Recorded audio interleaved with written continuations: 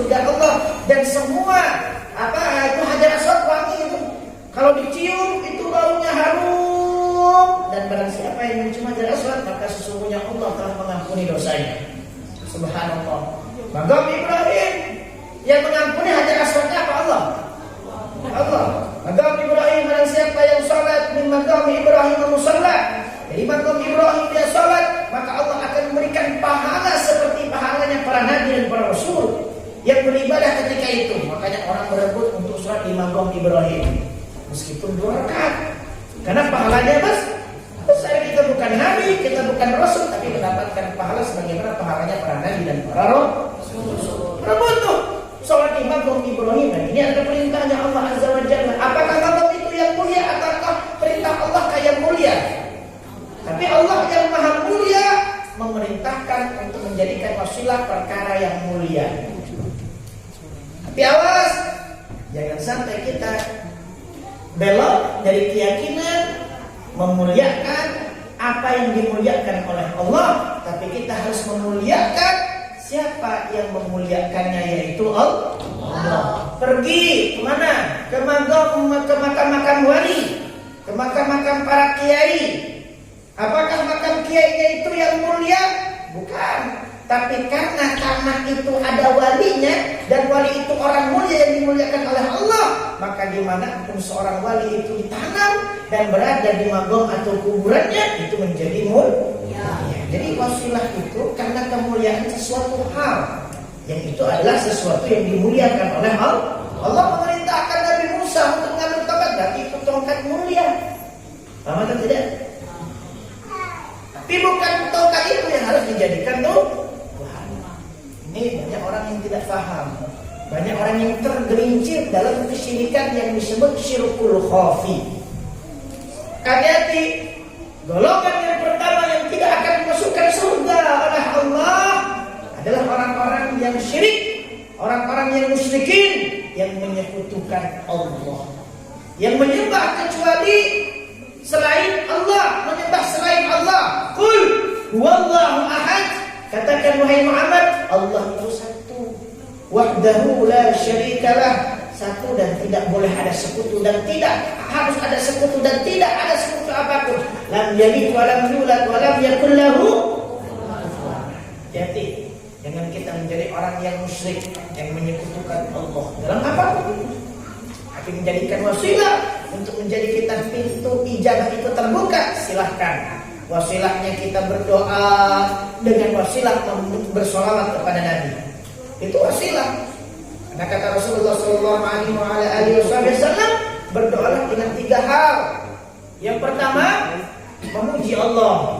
Yang kedua, membaca sholawat kepada Rasulullah. Yang ketiga, wasilahlah dengan doa birrul walidain, baru doamu akan dikabulkan oleh Allah. Bagaimana doa birrul walidain? Allahumma firli dhunubi wa liwalidayya warhamma kama rabbayani.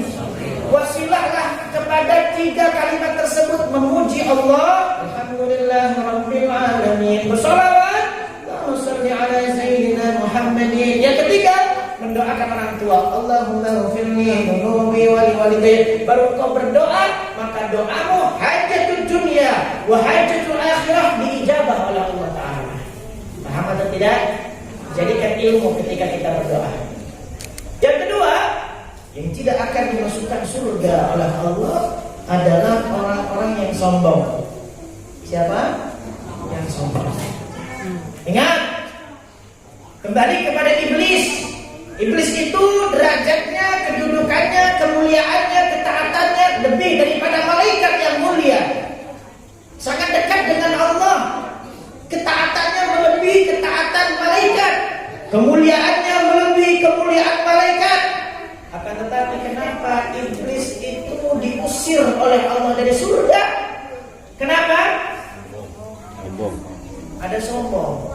Ketika Allah menciptakan Nabi Adam dan memerintahkan iblis untuk menghormati Nabi Adam, apa kata iblis? Masa aku harus menghormati anak yang bau kencur? Masa aku yang tua mau menghormati yang muda? Aku ini sesepuh di sini. Aku ini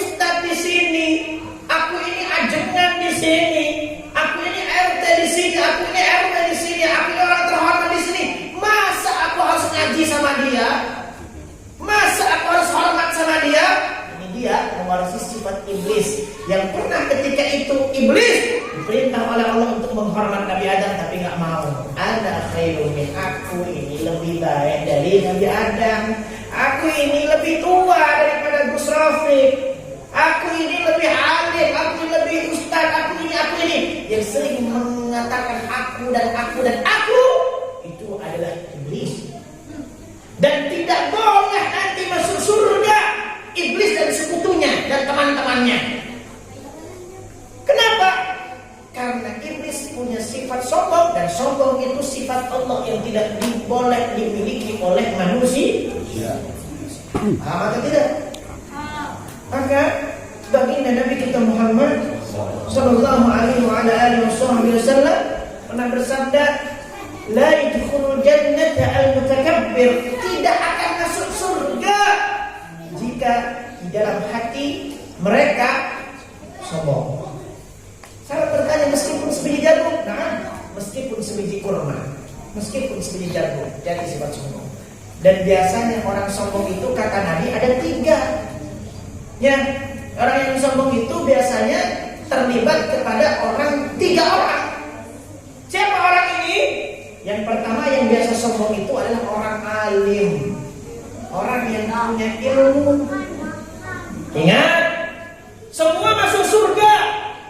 Yang zina itu masuk surga, yang membunuh itu masuk surga, yang merampok itu masuk surga, jeger itu masuk surga, narkoba yang pakai, yang bandarnya masuk surga.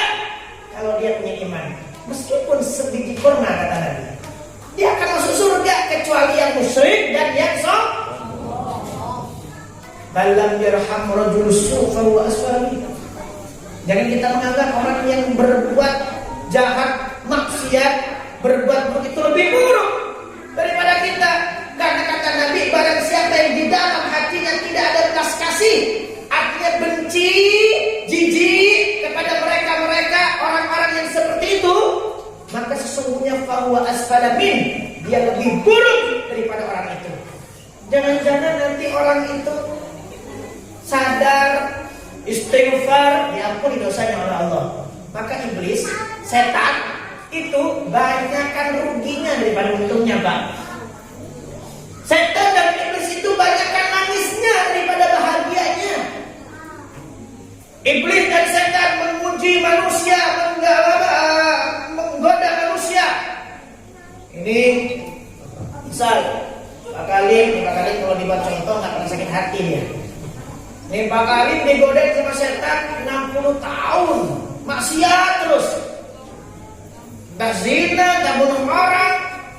Sampai Pak Kalim ini, wah ini orang yang gak punya sama sekali kebaikan lah. Digodain sama setan. Kata setan, kau ada di belengguku, kau ada pada kekuasaanku. Suatu ketika Allah berikan hidayah kepadanya, meskipun 1 hari, meskipun 1 jam, dia sadar dan dia bertobat kepada Allah.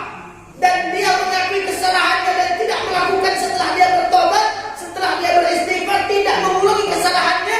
Apa kata Nabi? At-taibu habibullah, orang yang taubat itu adalah kekasihnya Allah.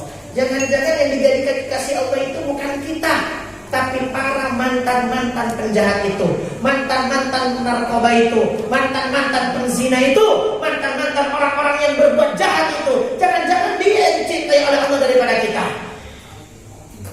Tapi awas, berarti kalau gitu zina nggak ada bos, jangan.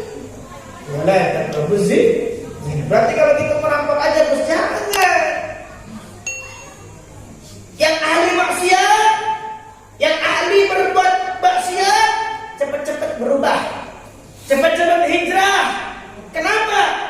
Baginda Nabi kita Maulana Muhammad sallallahu alaihi wasallam bersabda, orang kalau nggak mau hijrah, membiasakan suatu kebiasaan yang buruknya atau yang baiknya, dia istiqomah dalam perbuatan baiknya, maka Allah akan mengambilnya atau mematikannya dalam kebiasaan yang dia pernah lakukan, yang dia lakukan. Orang yang ahli mabuk, kalau nggak cepat hijrah, dia akan mati dalam keadaan mabuk. Orang yang ahli membunuh, dia akan mati dalam keadaan dibunuh. Orang yang merampok, dia akan mati dalam keadaan proyek dan seterusnya. Kalau dia nggak mau berubah secepatnya, maka firman Allah, wasari'una fil maghfirah, cepat. Jangan tunda. Oh berarti saya aja bos nunggu 1 jam aja. Kata bos 1 jam diterima tobatnya. Nunggu 1 jam aja. Ya kalau kamu dapat hidayah. Kamu tahu mati kamu 1 jam. Berarti nunggu tua aja bos. Ya kalau kamu tua, bagaimana ketika kamu akan merampok, akan zina, akan bermaksiat di jalan kau mati? Ketika kau mabuk, kau mati dalam keadaan mabuk. Bagaimana ketika Allah mengambil nyawamu tanpa sadar? Kau belum bertobat dan beristighfar kepada Allah. Kapan? Sekarang. Maka firman Allah, wasarikum, cepat. Abahnya Habib Syekh. Habib Syekh itu tahu sama Habib Syekh? Tahu. Ya itu Habib Syekh. Habib Syekh itu punya abah namanya Habib Abdul Qadir As-Segaf. Beliau kalau sholat Jumat khususnya atau sholat berjamaah itu beliau tidak pernah hadir bagian jadwal yang kedua. Artinya beliau selalu pertama kali hadir masuk ke masjid. Jadi kalau sampai ada orang yang mendahului beliau, itu Habib Abdul Qadir, abahnya Habib Syekh itu nangis menjadi-jadi dan bertobat kepada Allah. Kalau kita kan kayak nyantai, kewe, kan masih selawatan kene, dagu sopik ngecan datang kene, dagu masih pengumuman kene. Betul tidak? Al-Habib Abdul Qadir, abahnya Habib Syekh, beliau nggak pernah dijadwalkan oleh malaikat masuk masjid orang yang kedua, pasti orang yang pertama, dan nggak pernah meninggalkan sholat berjamaah. Apa yang terjadi?